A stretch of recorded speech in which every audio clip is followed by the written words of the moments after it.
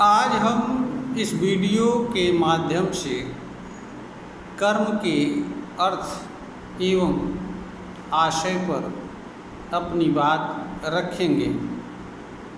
इस धरती पर जो भी मनुष्य जन्म लेता है, जीवन जीता है, वह कर्म करने के लिए बाध्य होता है। कोई भी मनुष्य कर्म से विरत रहने की क्षमता नहीं रखता है। कर्म का अर्थ मनुष्य द्वारा जो कुछ भी किया जाता है वह सब कुछ मनुष्य का कर्म कहलाता है। जैसे खेलना, कूदना, पढ़ना, लिखना, टहलना, घूमना, सोना, जागना, उठना, बैठना, किसी चीज़ पर विचार करना, तर्क करना, निर्णय लेना, निर्णय के अनुसार कर्म करना आदि सब कुछ कर्म के अंतर्गत ही आते हैं। ज्ञान की दृष्टि से एवं कर्म को समझने की दृष्टि से तथा मनुष्य कौन सा कर्म करे और कौन सा कर्म न करे तथा किस कर्म के प्रति मनुष्य द्वारा किस तरह का व्यवहार किया जाना चाहिए, इस रूप में मनुष्य के कर्मों को अनेक रूप में विभाजित किया जा सकता है। इस रूप में पहला है सामान्य कर्म एवं विशिष्ट कर्म। सामान्य कर्म ऐसे कर्म होते हैं जिसको सामान्यतया हर मनुष्य के लिए करना आवश्यक होता है। इसमें जीवन जीने से जुड़े सभी कर्म शामिल होते हैं एवं मनुष्य के विकास एवं समृद्धि से भी जुड़े कर्म शामिल होते हैं। विशिष्ट कर्म की जहाँ तक बात है, इसके अंतर्गत मनुष्य के भीतर छिपी विशिष्ट प्रतिभा, गुण एवं कला से संबंध रखने वाले कर्म शामिल होते हैं तथा किसी विशिष्ट तरह की योग्यता आधारित या पद से जुड़े कर्म भी इसके अंतर्गत आते हैं। जैसे डॉक्टर, इंजीनियर, वकील, कलाकार, विचारक, दार्शनिक आदि, यह सभी कर्म ऐसे होते हैं, इनके कर्म जो विशिष्ट कर्म में रखा जा सकता है और रखना चाहिए। हमारा जो सनातन हिंदू धर्म है वह ज्ञान की दृष्टि से कर्म को 3 वर्गों में विभक्त करता है। कर्म अर्थात जिसे हर मनुष्य को करना चाहिए और जिस कर्म को करने में मनुष्य तथा मानव समाज दोनों का कल्याण हो। प्रेम, दया, मानवता, सेवा, समृद्धि एवं विकास से जुड़े आदि, शिक्षा, पठन पाठन, गुण एवं कला, प्रतिभा आदि से जुड़े कर्म, यह सभी कर्म की श्रेणी में आते हैं।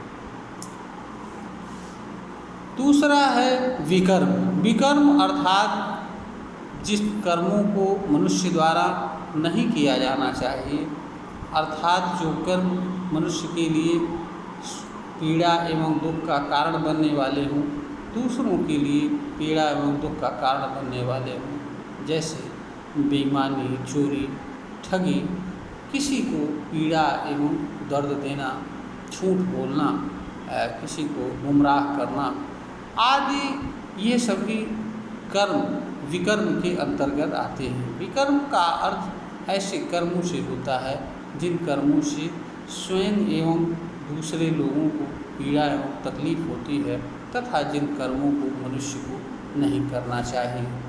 तीसरा अकर्म। अकर्म अर्थात कर्म न करने की अवस्था। यह भी गलत है, क्योंकि मनुष्य कभी भी कर्म से विरत रहने की क्षमता नहीं रखता है। इसलिए मनुष्य को कर्म से विरत रहने के संबंध में विचार करना भी गलत होता है, क्योंकि जब मनुष्य कर्म से विरत रहने का विचार करता है तो भी वह मनुष्य को पीड़ा एवं दुख देता है।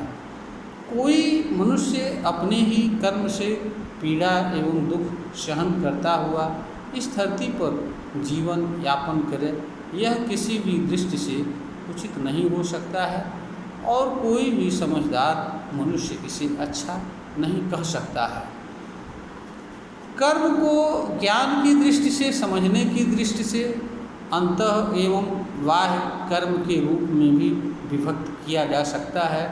अंतः कर्म का तात्पर्य ऐसे कर्म से होता है जिनमें मनुष्य द्वारा बाह्य रूप से कोई कर्म नहीं किया जाता है। इसके अंतर्गत मनुष्य द्वारा किसी चीज़ पर विचार करना, सोचना, तर्क करना और विचार करके निर्णय लेना, निर्णय के लिए तैयार होना, यह सभी कर्म ऐसे होते हैं जिनके लिए मनुष्य को बाह्य रूप से कुछ करना नहीं होता है।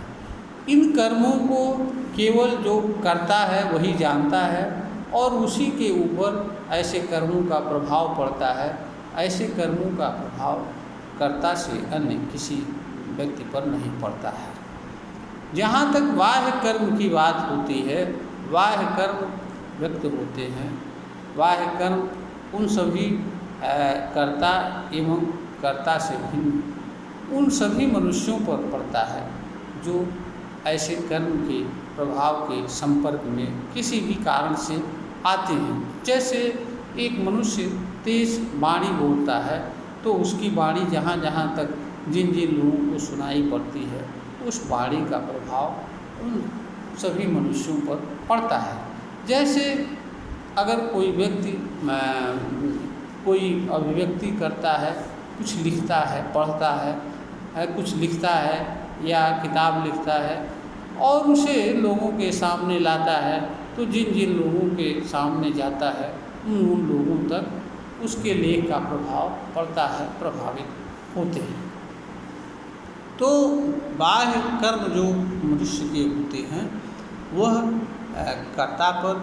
कर्ता के अलावा अन्य मनुष्य पर भी अपना प्रभाव छोड़ते हैं और बृहद रूप में मनुष्य के कर्म का प्रभाव प्रकृति एवं इनमें विद्यमान चीज़ों पर भी पड़ता है और अंत में पुनः मनुष्य के ऊपर प्रकृति एवं प्रकृति में विद्यमान चीज़ों के माध्यम से पुनः फिर मानव समाज पर भी उसका प्रभाव पड़ता है। इसीलिए मनुष्य को कर्म जैसी चीज़ को जानना एवं समझना आवश्यक होता है। प्रकृति में आज विद्यमान अनेक तरह के प्रदूषण और उसके दुष्परिणाम हमारे सामने है, जिसके माध्यम से हम समझ सकते हैं कि मनुष्य के कर्म का प्रभाव मनुष्य से भिन्न अन्य चीज़ों पर भी किस तरह से और किस रूप में पड़ता है और उन चीज़ों के प्रभावित होने का किस तरह का दुष्परिणाम पुनः मनुष्य पर पड़ता है।